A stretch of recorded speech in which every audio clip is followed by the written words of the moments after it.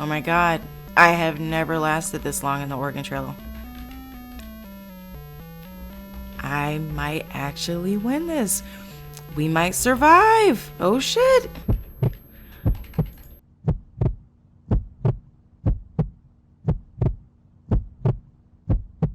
Wait, what?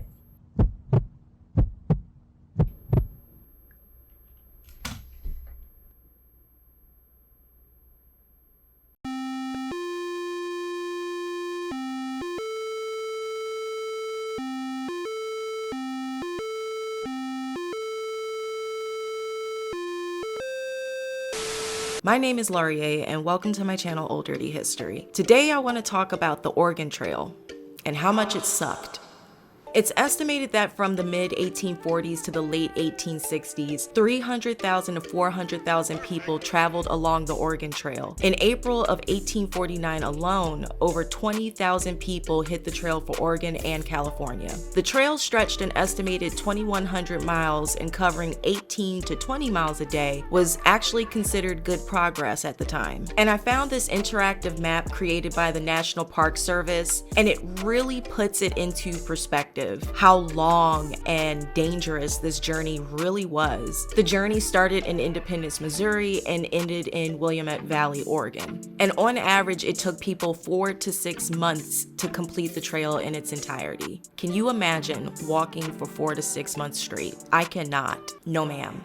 Because this wasn't a road or an established route like, the paved roads that we're used to today, these were bumpy, shitty, barely taken roads. And of course, as more people traveled the trail became more defined and easier to traverse, but it still sucked. It was the same old, dusty, treacherous trail. Wagon wheels and axles often broke due to the rough terrain. Shoot, I get upset when I hit a pothole, so I already know Oregon Trail life wouldn't have been for me. And actually, most people walked the trail because the carts and wagons, also known as prairie schooners, were typically used to transport their supplies. Travelers were forced to take only what they absolutely needed. And some of these necessities included weapons, ammunition, brandy used for medical purposes or drinking. Salt, sugar, coffee, bacon, and cornmeal were also a good food staple. I can get down with the bacon and the coffee all day, every day, but I can't even imagine living off of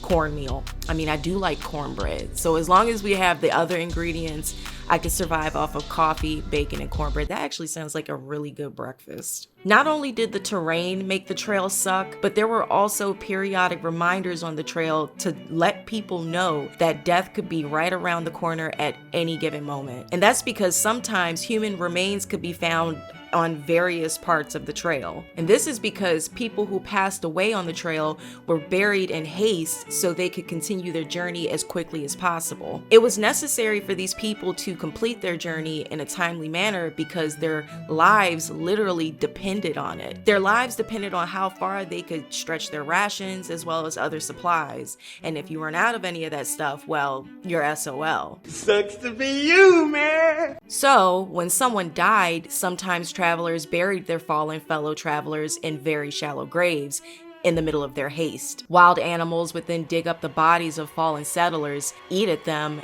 and leave body parts and bones strung across various parts of the trail. So just imagine traveling this trail and you're seeing the people who came before you just dead. I don't know if it was a common occurrence. I wasn't on the trail myself, obviously, but it's something I came across in my research that this was not an unheard of occurrence for people. So what compelled these everyday people like you and I to risk life and limb to travel this trail, especially knowing that only 1 in every 17 people would survive the journey? I've also read 1 in 10 elsewhere, so take it as you will. Sources vary on the exact number. You get the idea. But this sucked ass.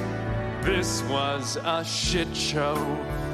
And I don't know, personally, I feel like 1 in 10, 1 in 17. I mean, yeah, 17's better, but like both of those suck. I wouldn't go into a surgery unless I absolutely had to and I was gonna die regardless, knowing that my chances would be 1 in 10 or 1 in 17.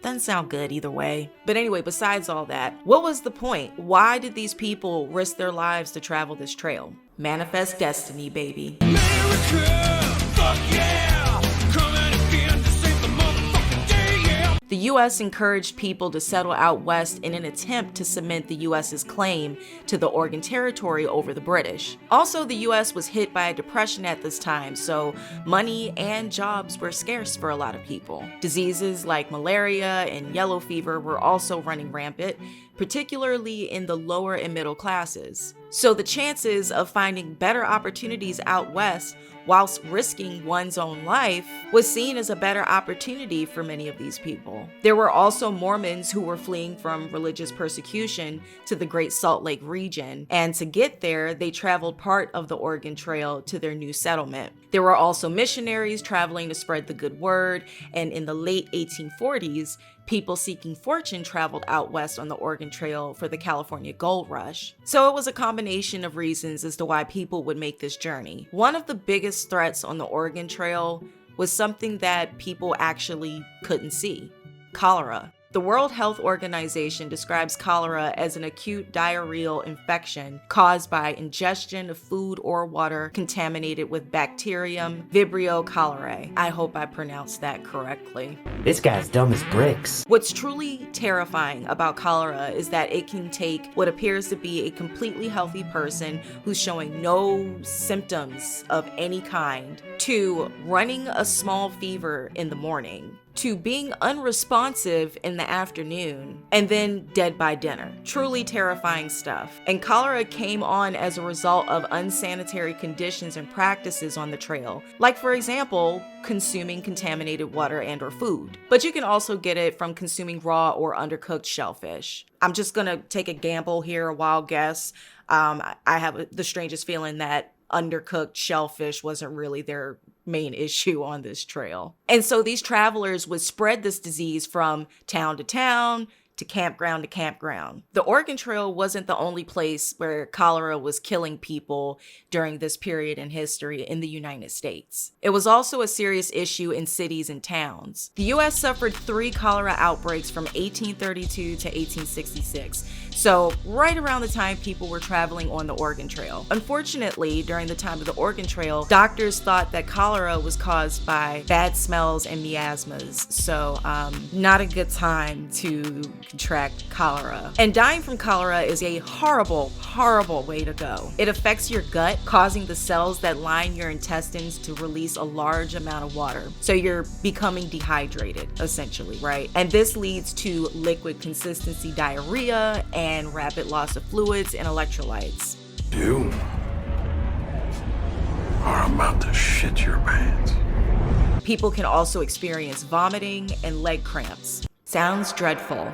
And according to the National Institute of Allergy and Infectious Disease, a singular episode of cholera-infected diarrhea can cause a 1 million-fold increase of bacterial numbers in the environment around them. That's very specific, a 1 million-fold increase. I wonder how they came up with that number. Like, was it truly 1 million, or are we estimating here? I don't know why I'm thinking about that. It's irrelevant. I was just curious where they get these numbers from, I guess. So anyway, numbers aside, putting this into the context of the Oregon Trail, because I love to paint a pretty picture, even though I'm sure you already get it. So let's do this. Let's paint a picture. It's the 19th century and you're traveling with a bunch of people on the Oregon Trail, because usually people find solace in numbers. So you're not traveling alone. And actually, no one did unless they were crazy. I am the hype! So one of the people in your party contracts cholera and, starts doing their due diligence along the trail, or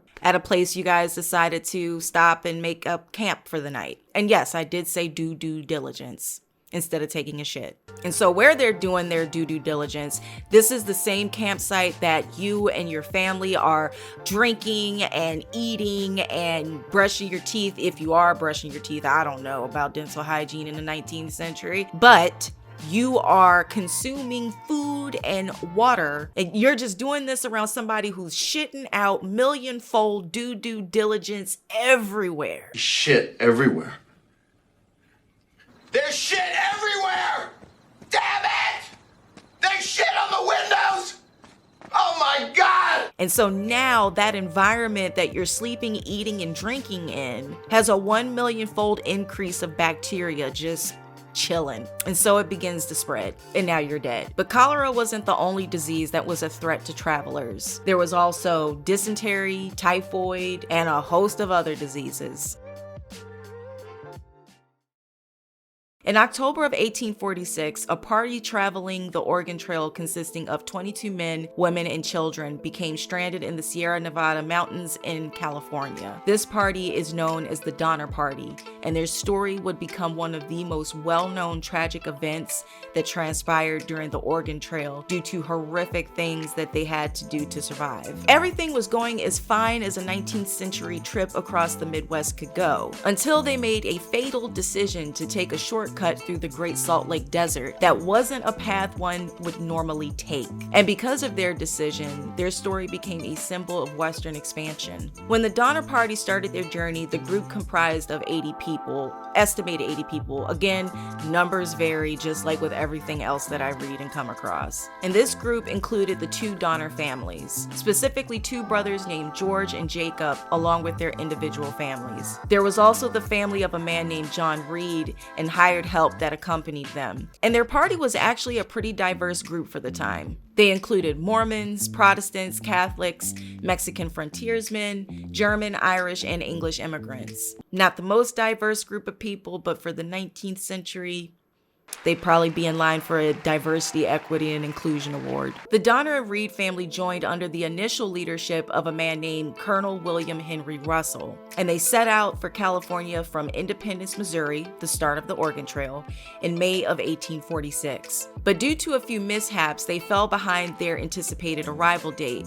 And remember, like I said earlier, being on schedule was super important because your survival depended on how long you could stretch your supplies and your food. And because of this, they debated as to whether or not they should continue on the regular, normal path that everyone takes, or take a new route that was being advertised by a man named Lansford Hastings. And side note, this Hastings guy was by no means an expert at this region or this journey by any stretch of the imagination at all. And this guy is kind of off. He's kind of weird.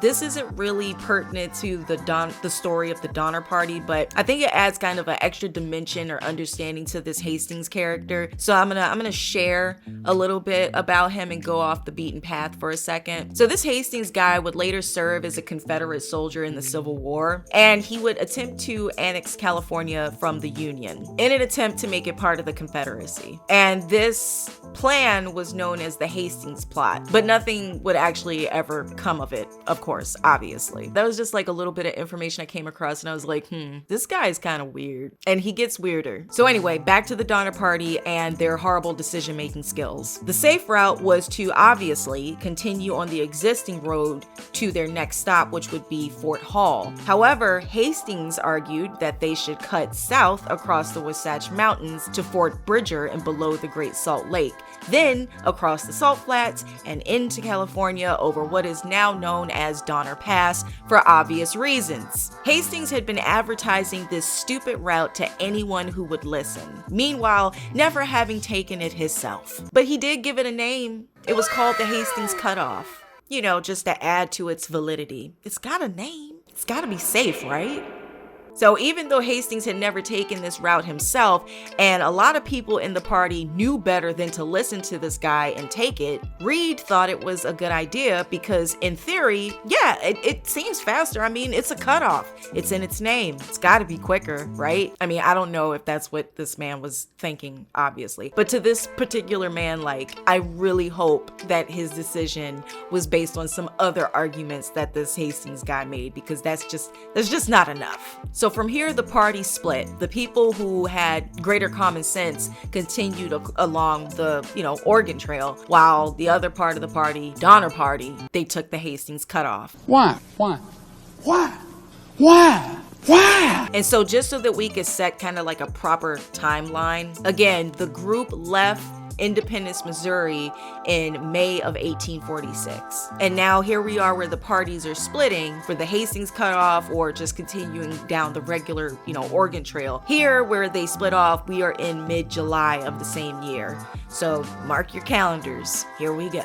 So most of the total party decided to continue down the safe, normal, regular path. It was a much smaller division that went off down the Hastings Cutoff. And the leader of this party that took the Hastings Cutoff was George Donner. God, this was probably the worst decision that these folks had ever made in their entire lives. I can't think of a decision worse than it.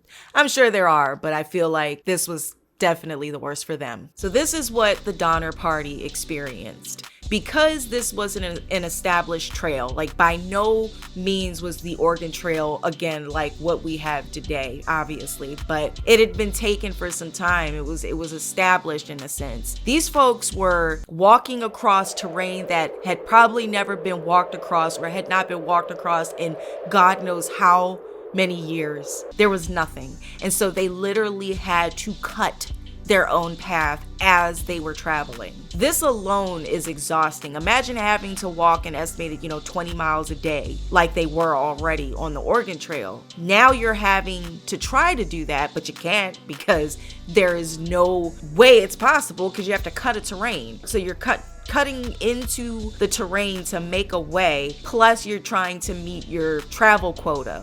But that's impossible! These people were completely and utterly exhausted. And on top of that, now they're burning more energy. And when you burn more energy, it requires more food, more supplies to be able to cut through that path. And just to paint yet again another picture, because you know how I like painting pictures, this is the type of shit that they had to rough it through in order to make any progress to get to their destination. I mean, look at that. Ain't no way.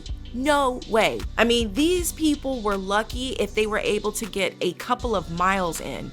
And remember, they are walking. Their shit is in the wagons. And we're talking about kids. There are children involved in this. After hauling wagons full of supplies up and down dangerous gorges for days, they finally realized it was impossible to take all their stuff with them. So eventually they were forced to abandon their wagons and their oxen, the oxen that actually survived, that is. Poor oxen. R.I.P. oxen. I feel bad for them.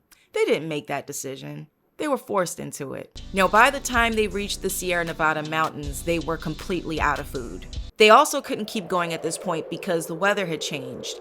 The snow was ridiculous and it was cold. So they had to stay put and build cabins to try to get through the winter. Now, these weren't like Airbnb cabins or anything like that. Oh, no. We're talking about makeshift shelters with dirt floors and leaky roofs. And on top of that, due to the low provisions, people started to starve to death. They were so desperate that they began eating charred bones and boiled leather in an attempt to not starve. Just imagine how terrified those people were. Oh my God. And what makes me particularly sad about this situation, like I mentioned earlier, there were children involved. I'm not the biggest fan of the whole westward expansion bullshit. Like, obviously it happened. Here we are today, living lives that were made possible based on the genocide of an entire group of people. However, these were innocent kids. A number of children were involved in this stupid situation because of a stupid decision that was made by the adults. They had no control over it. These children were so malnourished that they began slowly eating away at the oxhide rug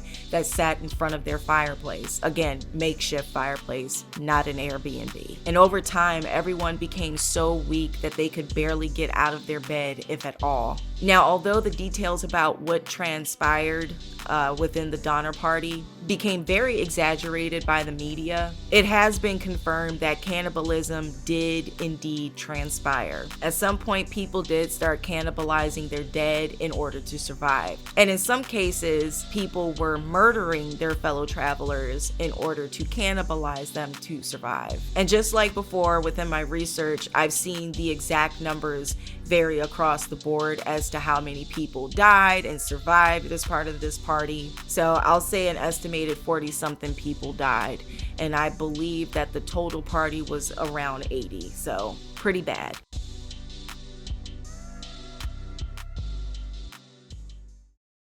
Contrary to popular belief, which was made popular by Hollywood, very rarely were travelers attacked by indigenous tribes. If anything, many indigenous tribes would trade with them and provide tour guide services, including helping them cross rivers. But as more and more white people began migrating out west, indigenous white relations went down the shitter. In May of 1860, a party known as the Utter Van Ornum Party left Wisconsin for Oregon. Their party consisted of 18 men, 5 women, and 21 children. The journey was going well up until the party was attacked by an estimated group of indigenous peoples on September 9th. And this was a pretty large group that was estimated to be about 100 people. And I read that they believed that it was a mix of Shoshone and Bannock peoples, and a group of white men also might have been with them. There was a newspaper article that reported on the details after the incident. They said 11 of the traveling party was killed during the first 2 days of the attack. The survivors fled the scene and abandoned their wagons, and they ran off into different groups. Some were found later in mid-October and killed, and there was another group that slowly starved to death along the Owyhee River. There was also another group that consisted of 5 survivors,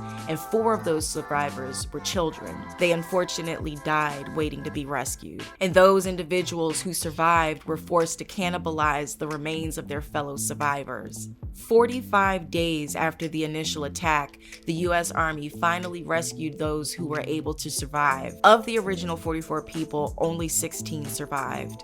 Very brutal. I know that there were way more harrowing events that took place on the Oregon Trail. Like, these few things don't even begin to cover the complete horror that it was. But these are some of the ones that I personally wanted to talk about in this video. The Oregon Trail was a really morbid place when you think about it. In addition to all the stuff that I just talked about, people also died from a multitude of other things, like gun accidents. You'd be surprised how common it was for some idiot with a loaded gun to accidentally shoot a fellow traveler. Actually, you probably wouldn't be surprised. Not in America today, in the 21st century. I take that back. There were also people who were ran over by wagons. That was like a common accident that happened on the trail, and a lot of times the victims were children. And the people that you would think would be there to help you survive, like doctors, they were sometimes more fatal than the trail itself. You know, this was the time of quack doctors and quack medicine, so you never know if you're gonna drink a bottle of mercury. Anyways, as always, thank you so much for watching. If you like the channel, go ahead and hit that subscribe button. Until next time, bye. Rage on that beat, going crazy.